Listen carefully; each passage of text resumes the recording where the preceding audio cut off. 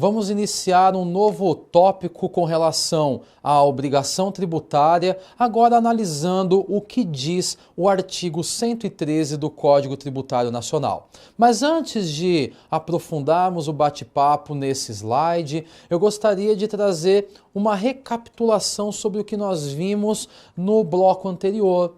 Lá no bloco anterior, nós dividimos a obrigação tributária em duas. Uma obrigação tributária principal e uma obrigação tributária acessória.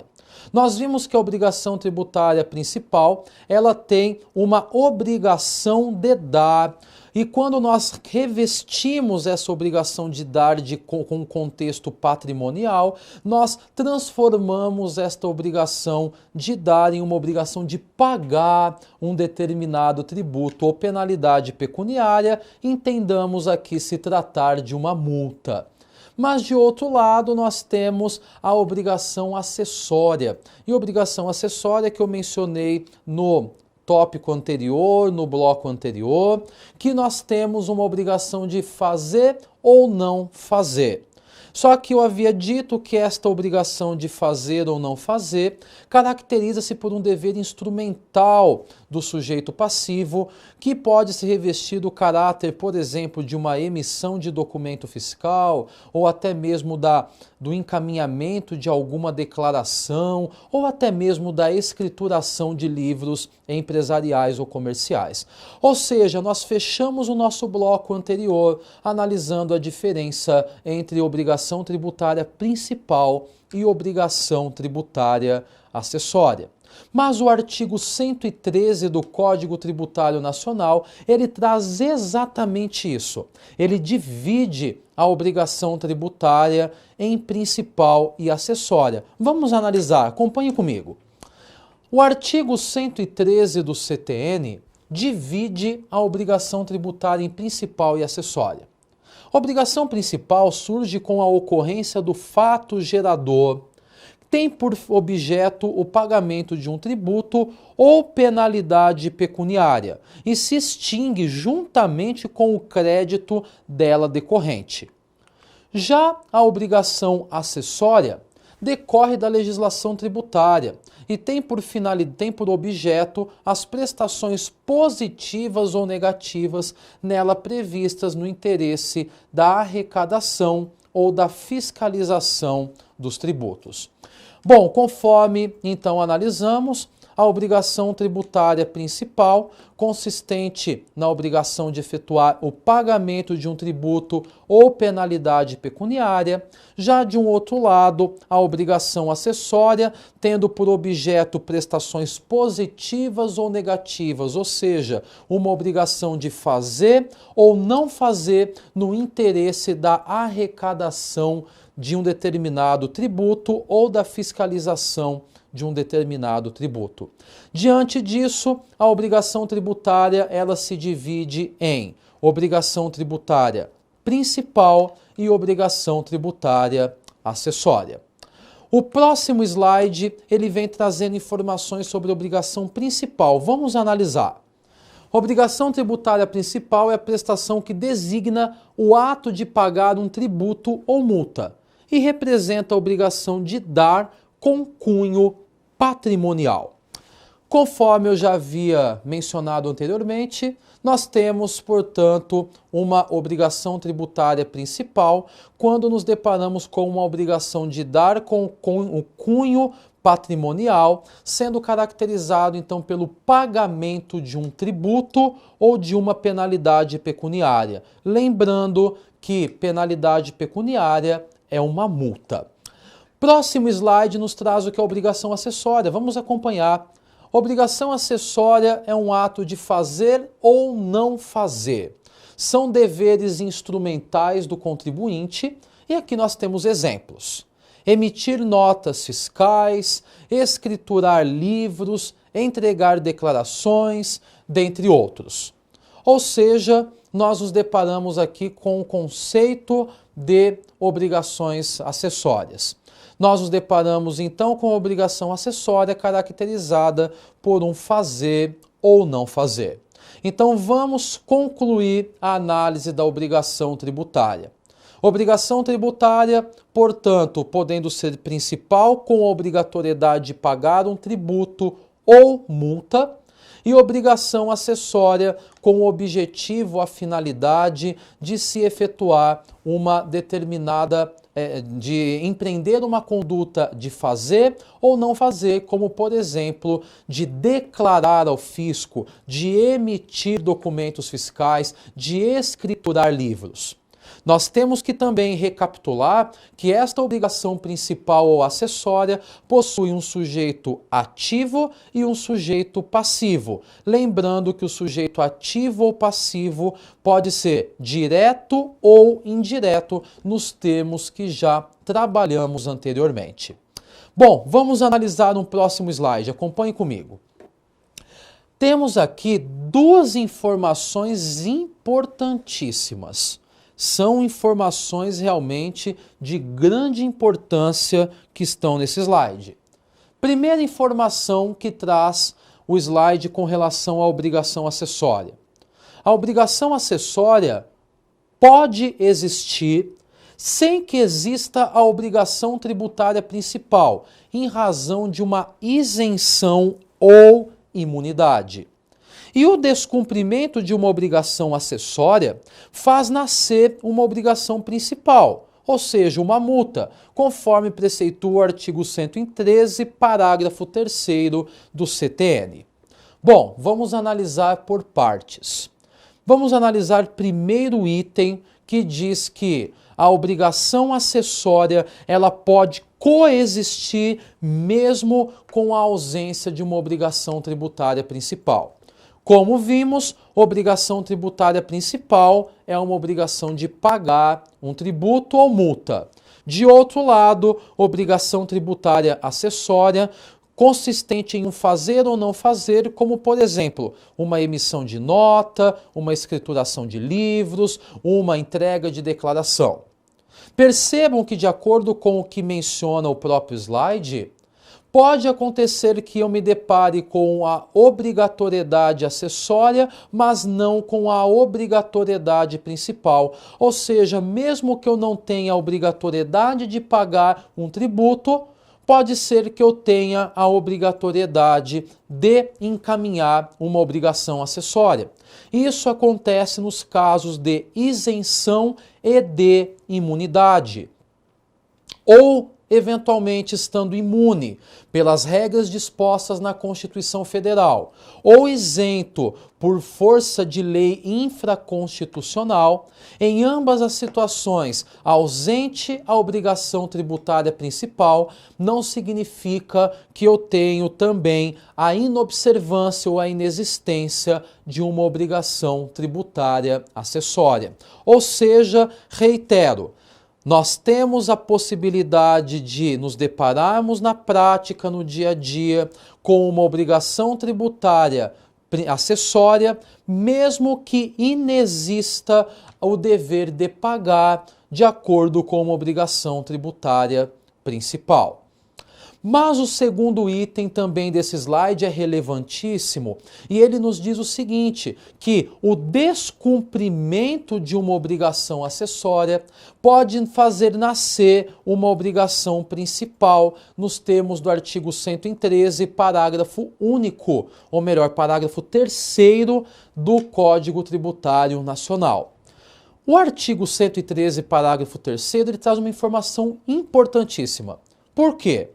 Nós sabemos que a obrigação acessória é caracterizada por um dever instrumental. Exemplo, eu tenho o dever de transmitir uma obrigação, uma declaração ao fisco. Eu tenho o dever de emitir nota. Vamos imaginar que, tendo o dever de transmitir uma declaração e de emitir nota fiscal, eu não faça. Ou seja, eu descumpri uma obrigação acessória. Ao descumprir o teor de uma obrigação acessória, passa-se a nascer uma obrigação principal. Ora, Diego, mas como assim, ao descumprir uma obrigação acessória, nasce uma obrigação principal? Nós vimos que a obrigação principal consiste em pagar um tributo ou uma penalidade pecuniária. Lembrando que a penalidade pecuniária é uma multa. Ou seja, em decorrência do descumprimento de uma obrigação acessória, nasce uma obrigação principal, consistente no pagamento de uma penalidade pecuniária ou de uma multa. O que dispõe efetivamente sobre isso é o artigo 113, parágrafo 3º do Código Tributário Nacional. Então, duas informações relevantíssimas nesse slide.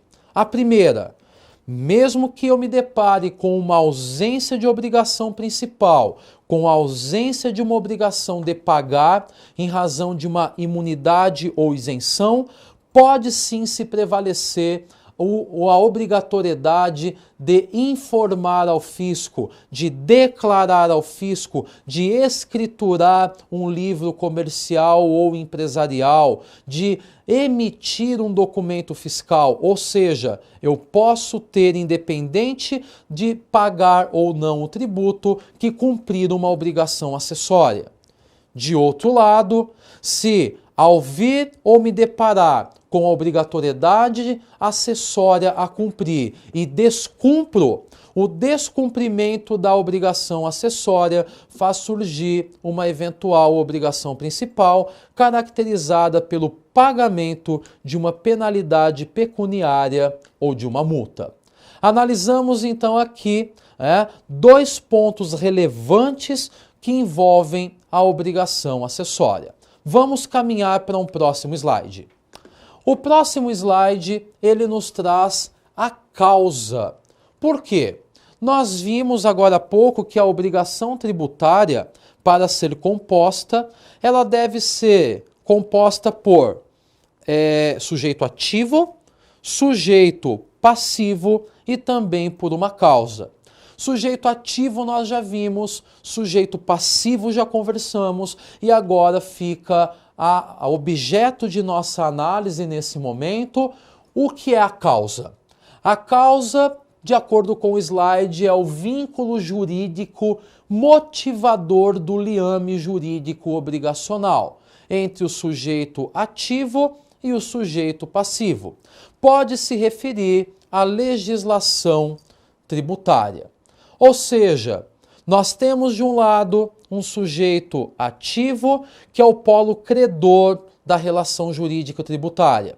De outro lado, um sujeito passivo, que é o polo devedor da relação jurídico-tributária. O liame, o nexo causal, a causa que os liga é efetivamente uma legislação tributária. Ou seja, é a lei tributária que é o liame entre sujeito ativo e passivo, caracterizando-se como causa para a existência da obrigação tributária. Então, desta maneira, nós temos que causa é a ligação, a causa, o liame jurídico estabelecido entre sujeito passivo e sujeito ativo, que dá ensejo à obrigação tributária. Em sequência, nós vamos caminhando para um próximo slide com um novo tópico importante que começa a surgir.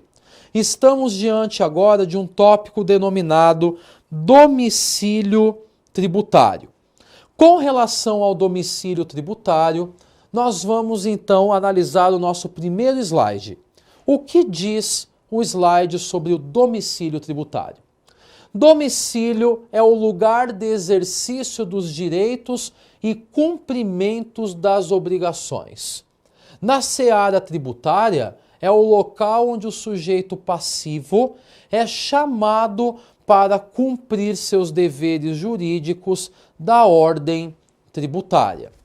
Bom, então vamos lá, começando a nossa análise acerca do Instituto do Domicílio. Domicílio, como já vimos, é o local onde efetivamente se exerce os direitos e se cumpre as obrigações. Todavia, quando falamos na esfera, ou estudamos a esfera tributária, o domicílio tributário passa a ter a caracterização que ele é o local onde o sujeito passivo é chamado para cumprir as suas obrigações na ordem tributária. Então vejam, embora domicílio seja caracterizado genericamente como o local onde se tem o exercício de direito e o cumprimento de obrigações, na esfera tributária é o local onde o sujeito passivo deverá, portanto, cumprir as obrigações tributárias. Feita essa análise inicial, vamos caminhando pelo domicílio no próximo slide. Onde se encontram as regras do domicílio tributário? O nosso slide, ele traz que as regras sobre o domicílio tributário estão dispostas no artigo 127 do Código Tributário. O artigo citado apresenta uma regra de aplicabilidade sobre o domicílio. Bom, percebam que nós temos então um artigo enumerado no Código Tributário Nacional que irá tratar sobre o domicílio tributário. E este artigo é o artigo 127. O artigo 127 ele nos trará regras de análise do domicílio tributário, como, por exemplo, ele tratará, e veremos isso, sobre o domicílio de eleição. Então nós temos regras a serem analisadas a partir de agora que versam sobre o domicílio tributário, que é o local efetivo onde o sujeito passivo da obrigação tributária é chamado para que cumpra as suas obrigações. Então vamos caminhando e analisando o artigo 127. Agora vamos para o próximo slide. O artigo 127, ele nos traz regras e exceções. Ele nos traz critérios de aplicabilidade acerca do Instituto Domicílio Tributário. A grande regra é que se aplica ou aplica-se o chamado domicílio de eleição. Na ausência de eleição, aplica-se o artigo 127 nos incisos 1, 2 e 3. Na impossibilidade dos incisos ou na recusa fundada da administração quanto ao domicílio de eleição, quando impossibilite ou dificulte a fiscalização, aplica-se o lugar da situação dos bens ou da ocorrência dos atos que deram origem à obrigação. Então percebam que nós temos algumas situações importantes que derivam do artigo 127. Primeira questão é que a regra que nos deparemos acerca do domicílio de eleição. A grande regra é tal domicílio. Todavia, se nós não tivermos o domicílio de eleição, aplica-se, portanto, em razão da sua ausência, as regras do artigo 127 nos seus incisos 1, 2 e 3. Por isso, merece uma leitura de maneira pormenorizada com relação ao artigo 127. Mas ainda existe uma terceira situação em que, na impossibilidade da aplicabilidade dos incisos que estão no artigo 127, ou que eventualmente exista uma recusa fundada da administração em relação ao foro do domicílio de eleição, surge a possibilidade que tenhamos então a caracterização do local dos bens para que nós tenhamos efetivamente caracterizado o domicílio tributário. Vamos analisar novamente esse slide, haja vista se tratarem de regras importantes. Acompanhe comigo de novo. Regra: aplica-se o domicílio de eleição. Faltando ou ausente o domicílio de eleição, aplica-se os incisos do artigo 127, incisos 1, 2 e 3. Na falta ou impossibilidade da aplicação dos incisos, ou na recusa fundada da administração quanto ao domicílio de eleição, ou quando impossibilite ou dificulte a fiscalização, aplica-se o lugar onde estão situados os bens ou da ocorrência dos atos que deram origem à obrigação. Ou seja, nos deparamos aqui com as regras inerentes ao domicílio tributário estabelecidas no artigo 127. No entanto, ainda há necessidade que aprofundemos mais um pouco o tema, o instituto, para analisarmos mais questões importantes. Então vamos lá. O próximo slide ele nos traz o que fala o artigo 127, inciso 1. Acompanhe comigo, vamos lá.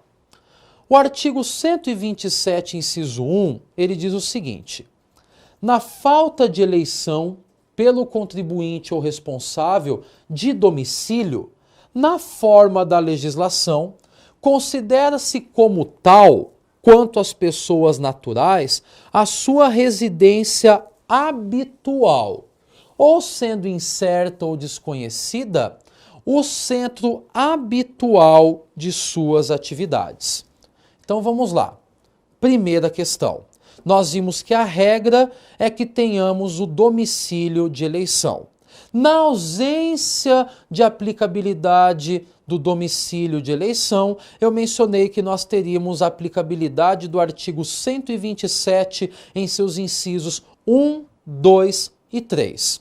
Desta maneira, estamos diante do artigo 127, inciso 1, que é muito claro e diz assim: que na ausência do domicílio de eleição, em se tratando de pessoas naturais, deve-se levar em consideração o local do seu domicílio habitual. Não sendo eventualmente localizado ou sendo incerto ou desconhecido o seu local de habitualidade, como nós analisamos no artigo 127, inciso 1, deve-se considerar o centro habitual de suas atividades.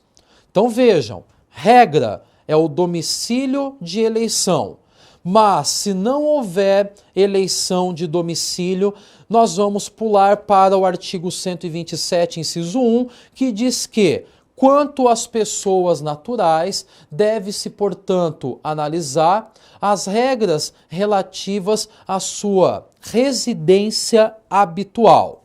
E na inexistência eventual de residência habitual, deve-se levar em conta o centro habitual de suas atividades. Então vamos novamente aqui recapitular as regras de domicílio. Primeira regra, nos deparamos, portanto, com o domicílio de eleição no 127. Todavia, se nós não tivermos o domicílio eleito, né? Nós nos deparamos, portanto, com a aplicabilidade do inciso 1 do artigo 127. E ele diz claramente que, na ausência, em se tratando de pessoas naturais, deve-se levar em consideração, portanto, a residência habitual ou, na ausência da residência habitual, o centro das atividades habituais, eventualmente, da pessoa natural. Este foi o teor do artigo 127, inciso 1. Vamos agora para o artigo 127, inciso 2. Acompanhe comigo.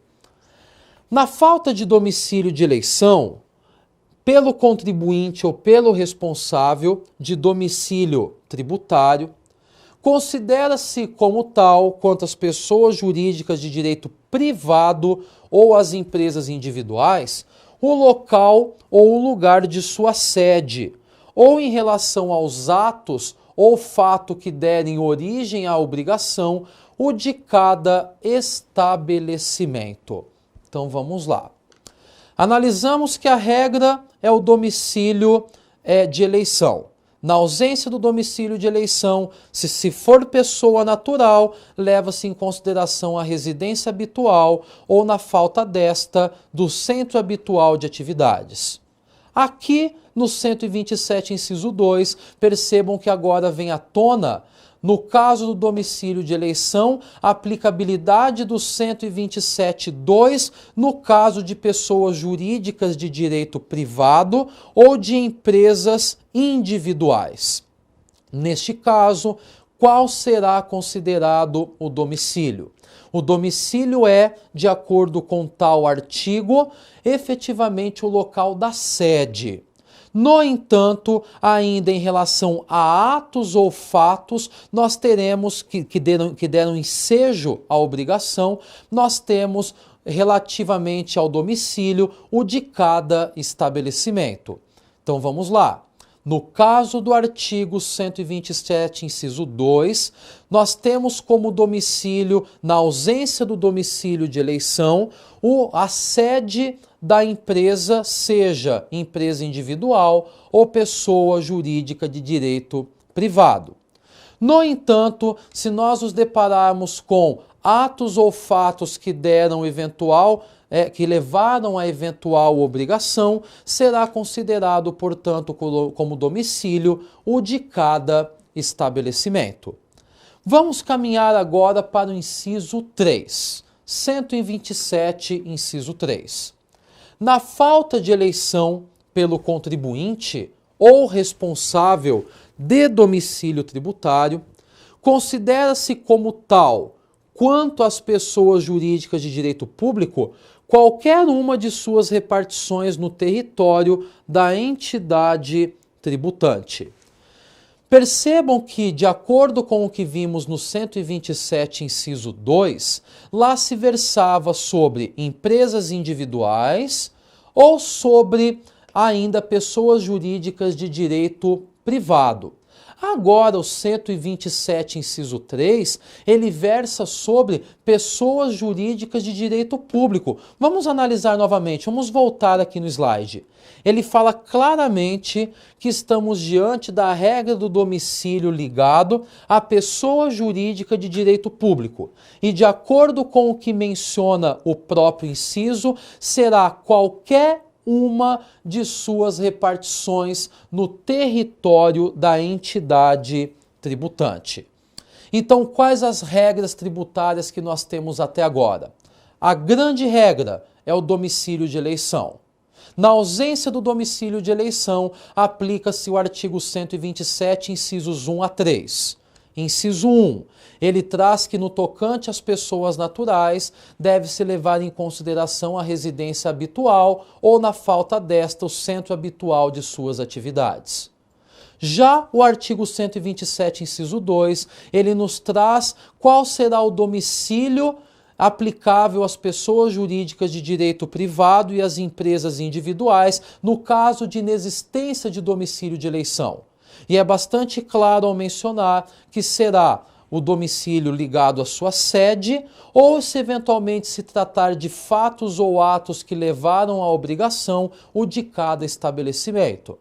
Já quando falamos no artigo 127, inciso 3, ele está se referindo às pessoas jurídicas de direito público e, desta maneira, na inexistência de domicílio de eleição, será efetivamente qualquer uma de suas repartições que estiverem no território do ente tributante. Ou seja, já analisamos a regra, que é o domicílio de eleição, e também nos deparamos com a aplicabilidade do artigo 127 e seus incisos que se incidem em decorrência da inexistência do domicílio de eleição. Vamos analisar o próximo slide. O próximo slide, ele traz o artigo 127, parágrafo 1º, que é de grande importância. O que diz o artigo 127 em seu parágrafo 1º?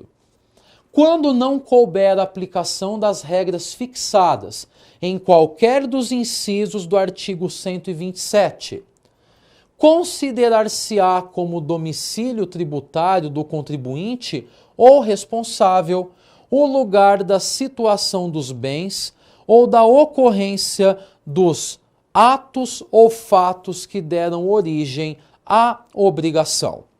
Então vamos lá. Nos deparamos com qual peculiaridade surgindo a partir desse momento? Grande regra, artigo 127, é o domicílio de eleição. No artigo 127, porém, nos seus incisos, nós temos peculiaridades específicas ligadas à pessoa natural ou pessoas físicas, à pessoa jurídica de direito privado ou ainda às empresas individuais ou à pessoa jurídica de direito público. Todavia, se eventualmente nós não tivermos a aplicabilidade ou na falta de aplicabilidade de um dos incisos do artigo 127, aplica-se o artigo 127 em seu parágrafo 1º. E o parágrafo 1º, ele diz o seguinte: que na ausência ou impossibilidade de aplicabilidade de um dos 3 incisos do artigo 127, deve-se levar em conta o domicílio onde estão localizados os bens ou situados os bens. Ou no caso de atos ou fatos que deram origem à obrigação tributária, devem ser levados em consideração tais locais. Então, quais são os locais caracterizados como domicílio tributário de acordo com o parágrafo 1º? Ou da situação dos bens ou dos atos ou fatos que deram origem às respectivas obrigações tributárias.